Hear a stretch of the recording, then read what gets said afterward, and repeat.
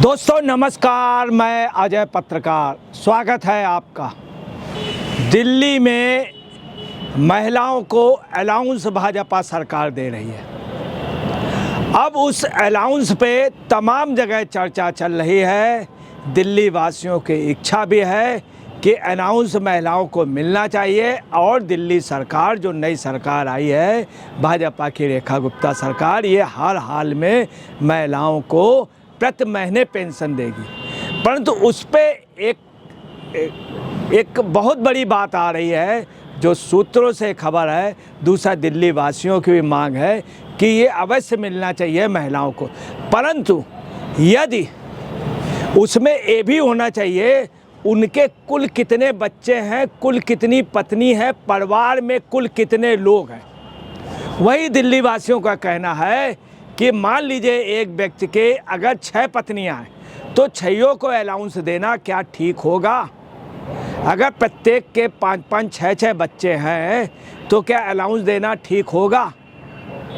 ऐसे में लोगों की मांग ये है और दिल्ली वासियों का मानना है, अगर एक घर में एक ही व्यक्ति के यहाँ 6 महिलाओं को मिल जाता है और उनकी मान लीजिए लड़कियां हैं इतनी, 6 महिलाओं से अगर 20 लड़कियां तो सबको मिल जाएगा। लड़की भी महिला में आती है, अगर 18 साल से अबव है तो समस्या ये आ जाएगी, एक परिवार को इतना मिल जाएगा। क्या ये उचित होगा?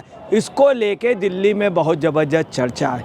हो सकता है लोग जनहित याचिका भी दायर कर दें। ये भी एक सरकार के सामने समस्या है। तो लोगों की मांग यही है और सूत्र यही कह रहे हैं कि इस पे कोई ना कोई नियम, कायदा, कानून होना चाहिए, मस्ट भी होना चाहिए।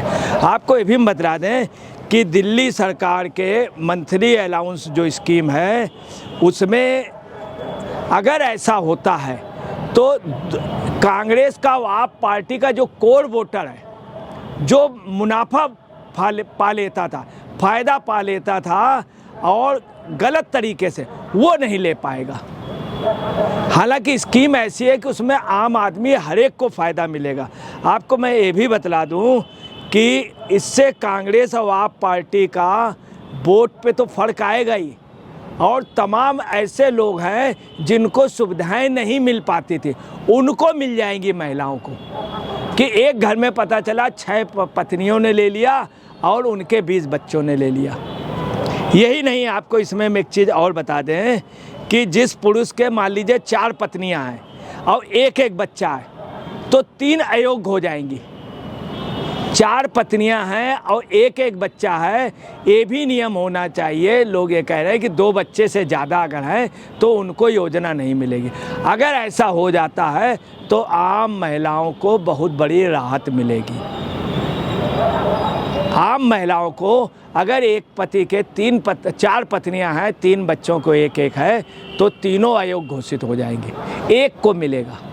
वो जायज़ है किसी भी मजहब का। यहाँ से मजहब से मतलब नहीं है, यहाँ किसी उससे मतलब नहीं है। एक के 4 पत्नियां, एक बच्चा है तो 3 बच्चे हो गए, तो कुल बच्चे, कुल पत्नी भी जोड़ा जाए। ये चीज़ लोगों का तर्क है। इस पे सरकार या सूत्र भी बताते हैं कि इस पे विचार हो रहा, करना ही पड़ेगा कोई भी सरकार हो। पहले ये होता आया था, अब लोग इस पे अपना तर्क दे रहे हैं और उस पर बाकायदे उनके तर्क में दम है। यही नहीं, आपको मैं ये भी बता दूं कि जितना भी फ्रीबीज का फ़ायदा है वो चालाक लोगों ने भी उठाया। राजनीतिक पार्टियों के कुछ लोगों ने, कुछ समुदाय विशेष के लोगों ने उठाया, ये भी कटु सच है। आपको ये भी बता दें कि इस बार जो ये सुविधाएं दी जाएंगी, इस पे एक स्क्रूटनी और होगी जो करना पड़ेगा। वो बांग्लादेश रोहिंग्या अब ना पा पाएँ फ्रीबी की या महिला उसकी, तो उनका सर्टिफिकेट भी चेक होगा कि आपके बच्चे कहाँ पढ़े हैं, इसके पहले कहाँ पढ़े, पिताजी का देखा जाएगा, जन्म कहाँ हुआ, क्या हुआ। उनको भी रोका जाना चाहिए, रोहिंग्याओं को और बांग्लादेशी घुसपैठियों को। ये स्पष्ट रूप से दिल्ली वासियों ने इसी हिसाब से मतदान किया है, उनको हर हाल में रोका जाए। आपको ये भी हम बता दें कि इसमें स्कूल छोड़ने का, माँ बाप का नाम, माँ बाप की आईडी, राशन कार्ड, पहले कहाँ रहते थे, ये सब चीज़ें चेकिंग होनी चाहिए। ये आम जनता की मांग है। और ऐसे में सूत्र भी बताते हैं कि इनको विचार करना पड़ेगा। अब आपको मैं ये भी बता दूं कि अगर एक पति पत्नी है तो कुल बच्चे कितने टोटल काउंट हो, मतलब अगर पत्नी एक पति, उसके कितने पत्नी हैं और बच्चे, ये भी काउंट होना चाहिए। ये दिल्ली में स्पष्ट, अगर ऐसा नहीं हुआ तो लोग जनहित याचिका दायर करेंगे और इस पे सुधार करना ही पड़ेगा सरकार को।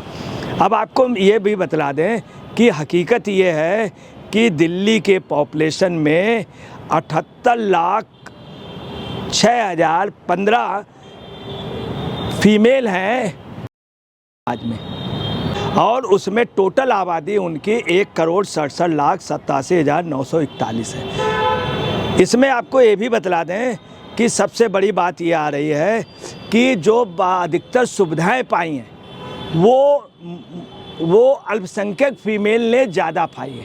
यहाँ पे हमारा किसी समुदाय विशेष की ओर इंडिकेशन नहीं है, मगर यह है कि समाज में फ्रीबी की योजनाएं ज़्यादा उनको फ़ायदा आप सरकार में हुआ था, चूँकि उनके मंत्री और उनके यहाँ अल्पसंख्यकों को बहुत आराम से सारी सुविधाएं, उनके अमानतुल्लाह खां उनकी और पार्टी के केजरीवाल का आदेश था।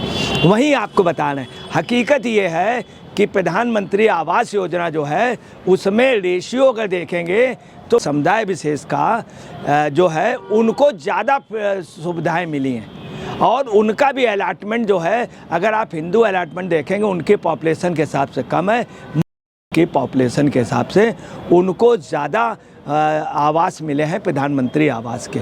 उनका अगर रेशियो देखा जाए, राशन कार्ड पे आइए तो राशन कार्ड पे हकीकत यह है कि हिंदू समाज पे बहुत लोगों के राशन कार्ड नहीं बने हैं। समाज में उनके यहाँ फीमेल हैं, हर एक की पत्नी हैं, तो आपको बताना है कहीं कहीं ऐसा अगर 3 पत्नियां तो तीनों के नाम भी राशन कार्ड में अलग बने। आप अगर उनका रेशियो देखेंगे पॉपुलेशन में तो उनका रेशियो बहुत ज़्यादा है राशन कार्ड में, हर एक उसमें, आधार कार्ड में, हर एक उसमें। और वो खुद समाज स्वीकार करता है कि हमें कोई भी प्रधानमंत्री आवास योजना में, राशन कार्ड योजना में या आयुष्मान योजना में पूरे देश में हमारे साथ कोई भेदभाव नहीं हुआ। मुस्लिम समाज ये बात डंके की चोट पे कहता। वोट देने की बात वो उनकी आज़ादी किसको भी वोट दे। आपको ये भी हम बतला दें, सबसे बड़ी चौंकाने की बात ये है कि दिल्ली में जो पॉपुलेशन है महिलाओं की वो 51.9% है, और जो मेल की पॉपुलेशन 48.1% है, मतलब लगभग 52% फीमेल है। इसके अलावा बहुत सी फीमेल ऐसी हैं जिनके पॉपुलेशन में नाम नहीं लिखा है। कुल मिलाके का देखा जाए तो महिलाएं ज़्यादा होंगी। ये चर्चा चल रही, लोगों की डिमांड भी यही है कि ये भी ध्यान रखा जाए कि महिलाओं को अवश्य मिलना चाहिए। बहुत सी महिलाएं ऐसी गरीब हैं जो वहां तक नहीं पहुंचा। वहीं समुदाय विशेष की महिलाएं, उनके यहाँ चूँकि जागरूकता है इस मामले में, उनके यहाँ सारे लोग, उनके विधायक अमानतुल्लाह खां जैसे लोग, तमाम लोग उनके राशन कार्ड बनवाना, उनको सुविधाएं देना, ये सब, मगर वही नियमानुसार हो। अगर किसी के 6 बच्चे हैं तो कायदे से उसको सुविधाएं नहीं होना चाहिए। ऐसा मानना समाज शास्त्रियों का है, दिल्ली वासियों का है। इस पे अंकुश लगना चाहिए। अगर इस पे अंकुश लगेगा तो देश की आबादी कंट्रोल होगी, देश के लिए बहुत अच्छा होगा। और एक एक महिला, वो हिंदू हो या मुस्लिम हो या किसी भी मजहब की हो, उसको सुविधाएं मिलेंगी, उसको सुविधा, वरना इतना ज़्यादा लोड हो जाएगा।